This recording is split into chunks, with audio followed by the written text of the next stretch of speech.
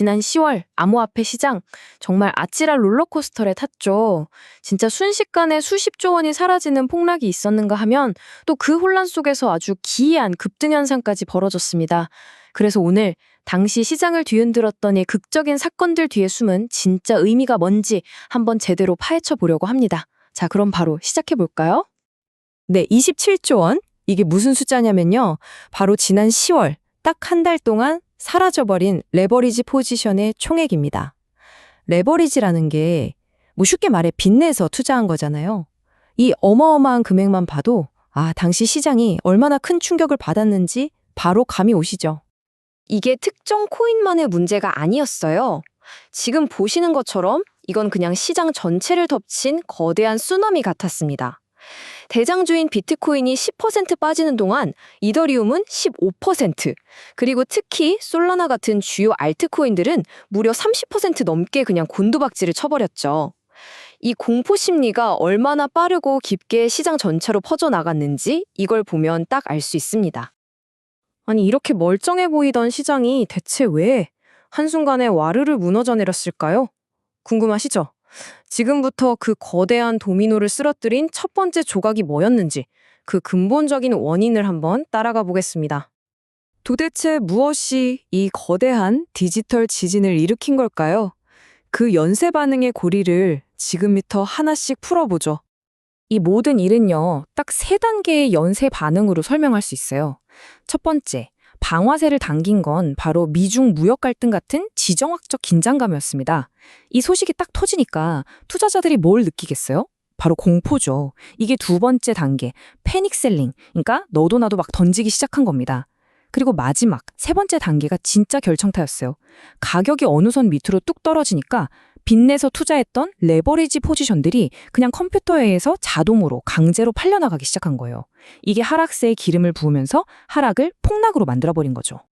여기서 진짜 무서운 건 속도랑 규모예요.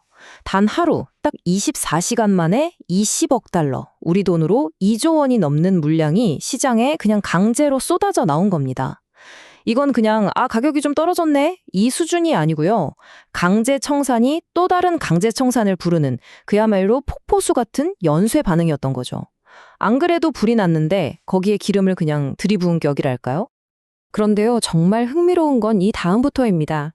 이 모든 게 불타는 아수라장 같았는데 그 속에서 아주 기이한 현상이 하나 포착됐어요. 모두가 땅으로 곤두박질 칠 때 딱 하나 홀로 하늘로 솟구친 자산이 있었던 겁니다. 바로 이 화면이 당시의 극명한 대조를 보여주고 있어요. 왼쪽 보세요. 대부분의 코인들은 10%에서 30%까지 폭락했죠. 그런데 오른쪽을 보면 달러 가치에 고정돼 있는 이 스테이블 코인 가격은 오히려 예상 밖의 급등을 합니다. 이게 뭘 의미할까요? 투자자들이 그냥 무서워 하고 시장을 떠난 게 아니라는 거예요.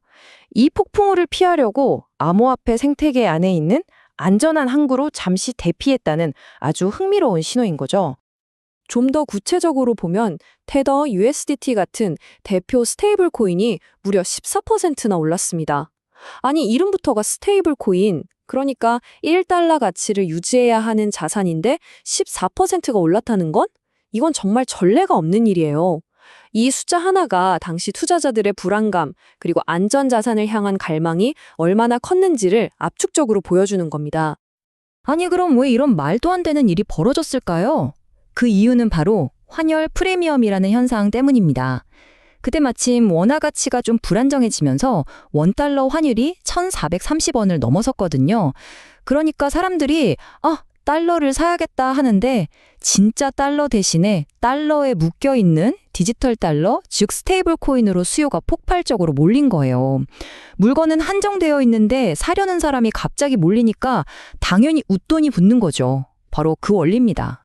자, 그럼 이런 엄청난 변동성을 보면서 암호화폐 시장이 이제 끝난 거 아니야? 이렇게 생각할 수도 있겠죠.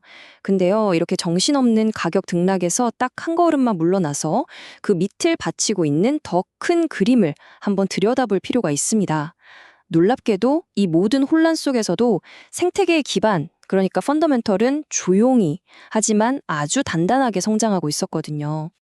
지금 화면에 보이는 이런 것들이 바로 그 증거입니다. 이게 그냥 숫자가 아니에요. 요동치는 가결 차트 뒤에서 벌어지고 있는 진짜 성장의 모습이죠. 예를 들어 스테이블 코인을 이용한 국가 간 송금 규모는 이미 26조 달러를 훌쩍 넘었고요. 또 우리가 아는 큰 결제 회사들이나 거래소들이 손잡는 속도도 점점 빨라지고 있어요. 거기에 디지털 금 같은 새로운 모델들도 계속 실험되면서 이 생태계의 기초 체력은 오히려 더 튼튼해지고 있었던 겁니다.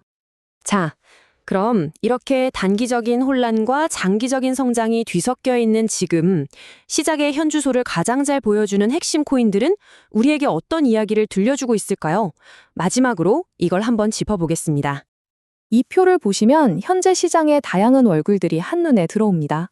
먼저 비트코인, 여전히 시장의 방향을 알려주는 시장 풍향계이자 회복의 기준점이죠.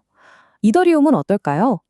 수많은 디앱과 디파이의 엔진으로서 그 활용성 자체가 장기적인 가치가 되고 있고요. 한번 크게 무너졌던 솔라나는 활발한 개발자 커뮤니티를 등에 업고 기술적 반등을 노리고 있습니다.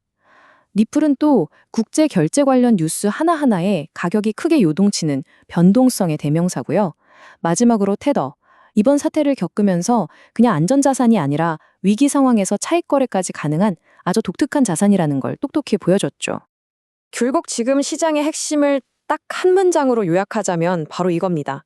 겉으로 보기엔 투기적이고 변동성 큰 시장이지만 그 물밑에서는 실질적인 기술과 인프라가 계속해서 성장하고 있다.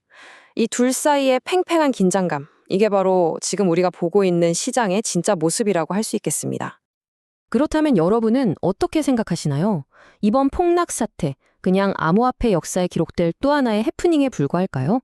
아니면 이 혼란 속에서도 굳건한 인프라의 힘을 증명하면서 시작이 한 단계 성숙해지고 있음을 보여주는 중요한 시험대였을까요? 오늘 함께 나눈 이야기들이 여러분 각자의 답을 찾는 데 좋은 질문이 되었기를 바랍니다.